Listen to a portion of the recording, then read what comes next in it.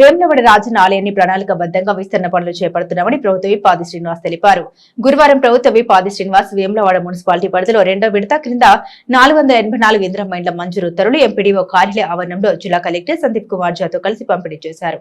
ఈ సందర్భంగా ప్రభుత్వ విప్ ఆది శ్రీనివాస్ మాట్లాడుతూ ఇండ్లు లేని నిరుపేదలకు మొదటి విడతలో ప్రభుత్వం ఇందిరమ్మ ఇళ్లు మంజూరు చేస్తుందని అన్నారు. గతంలో అనేక సార్లు దరఖాస్తు చేసుకున్నప్పటికీ డబుల్ బెడ్రూమ్ ఇళ్లు రాలేదని అన్నారు. రాబోయే 4 సంవత్సరాల పాటు ప్రతి సంవత్సరం అసెంబ్లీ నియోజకవర్గానికి 3500 చొప్పున ఇందిరమ్మ ఇళ్ల ప్రభుత్వం మంజూరు చేస్తుందని అన్నారు. ప్రజాప్రభుత్వం ఏర్పడిన తర్వాత మనం ప్రాంతంలో 1000 కోట్ల రూపాయల అభివృద్ధి పనులకు సీఎం చేతుల మీదుగా శంకుస్థాపన చేసుకున్నామని తెలిపారు. గతంలో పాలకులు వేములవాడ ఆలయానికి 100 కోట్లు విడుదల చేస్తామని మోసం చేశారని, నేడు ప్రజాప్రభుత్వంలో వేములవాడ ఆలయ అభివృద్ధి చేస్తున్నామని అన్నారు. ఇందిరమ్మ ఇళ్ల పథకం కింద లబ్ధిదారులకు 5 లక్షల రూపాయల ఆర్థిక సహాయాన్ని అందిస్తున్నామని అన్నారు.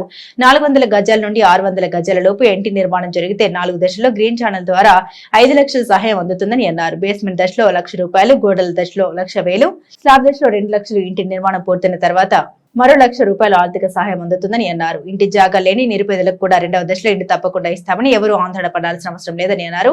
గతంలో పేదలకు అసైన్మెంట్ భూములు పంపిణీ చేసింది తమ హయాంలో మాత్రమేనని, గత 10 సంవత్సరాల కాలంలో అసైన్మెంట్ కమిటీలు లేవని, నేడు మరోసారి భూభారతిలో ఎమ్మెల్యేల ఆధ్వర్యంలో అసైన్మెంట్ కమిటీలు ఏర్పాటు చేసి నిరుపేదలకు ఇంటి స్థలాలు అందిస్తామని అన్నారు. ఈ కార్యక్రమంలో PD housing Shankar, municipal commissioner Anvesh, market committee chairman Raju, vice chairman Rakesh, cess director Uma, Indiramma ఇళ్ల కమిటీ సభ్యులు, సంబంధిత అధికారులు తదితరులు పాల్గొన్నారు.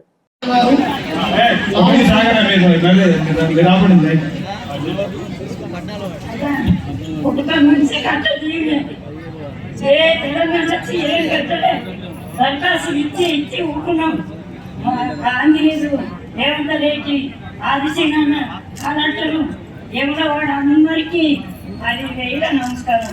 బీజ వాళ్ళని ఎంత రాడేడు ఇది గొప్పగా మాకు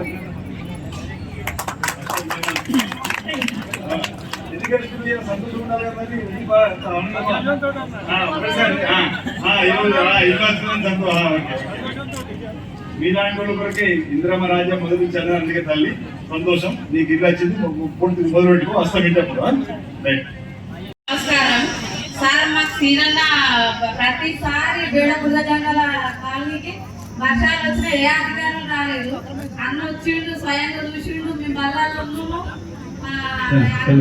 ఇట్లా అన్ని పంపులు మస్తు వాళ్ళు బేడ బుల్లజంగ జెండా రాగానే కళ్ళలో నీళ్ళు తిరుగుతున్నాయి. ఎందుకంటే మమ్మల్ని ఒకరు గుర్తించలే. మస్తు సంతోషం అవుతుంది. కరెక్ట్ సార్ను సినిమా అన్నకి ప్రతి సార్ అందరికి ధన్యవాదాలు. మాకు 40-50 ఏళ్ళ వచ్చి సార్ ఏది కూడా రాలేమాట. మామూలుగా ఏది కలిపి మీరు వచ్చి నుంచి అన్ని మాకు జరుగుతుంది. ప్రతి అన్ని రేషన్ బియ్యం మా 10 ఏళ్ళ నుంచి మా నాకు పుస్తకాలు మా బిడ్డగా వచ్చి బియ్యం ఇప్పుడు మాకు కూడా వస్తున్నాయి. కొత్త రేషన్ కార్డులు వచ్చినాయి. అన్ని పొందుతున్నాం సార్ మీ దయ వల్ల. రేవంత్ రెడ్డి సార్ మేము ఇక ఎట్లా అంటే కాంగ్రెస్ రావాలనుకున్నాం, మేము తిరిగినాం, మేము వేసినాం, మేము గెలిపించుకున్నాం సార్ రేవంత్ రెడ్డిని, మిమ్మల్ని. ప్రభుత్వం డబుల్ బెడ్రూమ్ పేరిట దరఖాస్తులు తీసుకొని ఊరి నుంచి ఆధార్ కార్డులు జిరాక్సుల పేరిట 100 రూపాయలు ఖర్చులు పెట్టుకొని, అప్పుడు ఎంఆర్ఓ కార్యాలయం కానీ మున్సిపల్ కాకంటే ముందు మున్సిపల్ అయిన తర్వాత మున్సిపల్ కార్యాలయం దగ్గర దరఖాస్తు ఇచ్చిందే ఇచ్చుడు అయినా ఈ ఒక్కరికి కూడా డబుల్ బెడ్రూమ్ రాలేదు. అవునా కాదా? గత ప్రభుత్వ హయాంలో డబుల్ బెడ్రూమ్ వచ్చిందా? తల్లుల కన్నా వచ్చిందా? ఏ ఒక్కరికి కూడా డబుల్ బెడ్రూమ్ పేరిట మోసం చేసేది తప్ప ఏ ఒక్కరికి కూడా డబుల్ బెడ్రూమ్ రాని వైనం ఆనాటి ప్రభుత్వంలో. మేము ఒక దశలో ఎన్నికల కంటే ముందు అన్నాం, డబుల్ బెడ్రూమ్ లేని ఊరు మీరు చూపిస్తాం, మీరు ఓటు అడుగుకుంటూ అడగండి. ఇందిరమ్మ ఇల్లు లేని ఊరు మీరు చూపిస్తే మీ ఓటు అడుగుకుంటుంటామని తెలంగాణ వ్యాప్తంగా ఛాలెంజ్ విసిరినా కనీసం చీమునిత్తు లేకుండా పేదల కోసం ఇల్లిచ్చే కార్యక్రమాన్ని ఎక్కడ అమలు చేయని ఘటనలు ఒకసారి గుర్తు చేసే ప్రయత్నం చేస్తున్నాం. వేరడ పట్టణంలో పేదల కోసం మేము ప్రశ్నించే గొంతుగా ఆనాడు మీ పక్షాన్ని నిలబడ్డాం. మీ అందరికీ కూడా ఇందిరమ్మ ఇల్లు ఇవ్వాలని చెప్పని గట్టిగా ప్రభుత్వం పైన పోరాటం చేసిన, లేదు మీ పేరు మార్చి డబుల్ బెడ్రూమ్ అన్నారు, ఆ డబుల్ బెడ్రూమ్ అని కొంచెం చెప్పన్నా కనికరం లేదు అన్నట్టు ప్రభుత్వాలకు మీరందరూ కూడా గమనించారు. ఆ రోజు నాకు బాగా గుర్తు, 2018 ఎమ్మెల్యే ఓడిపోవడానికి కారణం డబుల్ బెడ్రూమ్.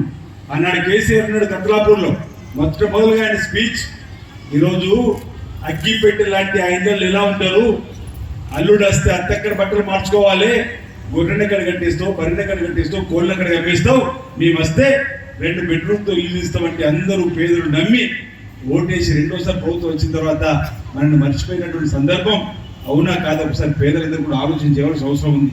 ఈరోజు పేదల కళ్ళల్లో ఆనందం ఉంది. మొదటి విడతగా ఇంద్రమిల్లి ఇచ్చిన కొత్తపేటకు వెళ్ళిన, మొదటి విడత ఇచ్చి ఇంద్రమిల్లి ఇచ్చిన గొల్లపల్లికి వెళ్ళిన నేను కలెక్టర్ గారు, ఆ పేదల కళ్ళల్లో ఆనందం కనిపిస్తా ఉంది. 400 నుంచి 600 గజాల్లో ఇల్లు కట్టుకోమంటే అప్పటికే లెంటర్లో వేసిన వారి కళ్ళల్లో ఆనాడు ఇంద్రం ఇచ్చింది. ఈ రోజు రేవంత్ రెడ్డి గారు మీరే ఇచ్చిన ఇల్లు, ఈ ఇంద్రం తప్ప మనం ప్రభుత్వం వారు ఎవరు లేరని.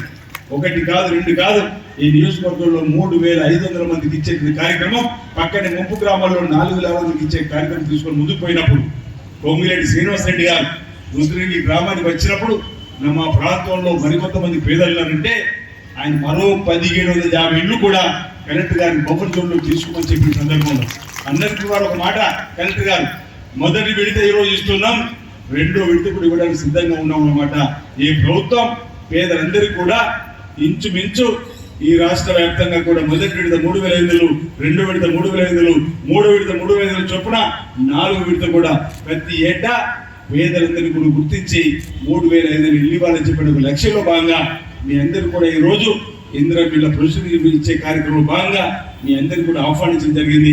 మీ అందరికీ కూడా ఈరోజు ప్రభుత్వ పక్షాన గౌరవ గృహ నిర్మాణ శాఖ మంత్రి పొంగులేటి శ్రీనివాస్ రెడ్డి గారు, గౌరవ ముఖ్యమంత్రి రేవంత్ రెడ్డి గారు ఇచ్చిన ఆదేశాల మేరకు ఇచ్చేటువంటి కార్యక్రమాన్ని ఈరోజు అమలు చేయబోతున్న వేరే పట్టణంలోని నిన్న కాక మొన్న చెందుతు మండలంలో ఇస్తే అనేక మంది పేదలు వాళ్ళ కళ్ళల్లో ఆనందం చూసి కలెక్టర్ గారు కూడా అరే ఇంతమంది పేదలకు ఆ ప్రభుత్వాలు ఇవ్వలేవే, ఈరోజు మనం ఇవ్వబోతున్నాం చెప్పండి ఒక ఆత్మ సంతృప్తి మాకు కలిగినటువంటి వేళ ఈరోజు కూడా వేలాది మంది 100,000 మంది ఈరోజు ఇక్కడికి వచ్చినటువంటి పేదలు చూస్తే ఈరోజు ఆత్మ సంతృప్తి జరుగుతుందని చెప్పన్నాం. ఆ రోజు అన్నాం పేదవాడిగా పేద బిడ్డగా మీ బిడ్డగా ఈరోజు ఉంటామని చెప్పని మీ ఆశీర్వాదం ఎమ్మెల్యేకి గెలిపిన తర్వాత ఇంచుమించు 16 మాసాలు ప్రతినిత్యం మీ మధ్యలో నిలబడుతున్నా, మీ సమస్యలు పరిష్కారం చేసుకుని పోతున్నాం.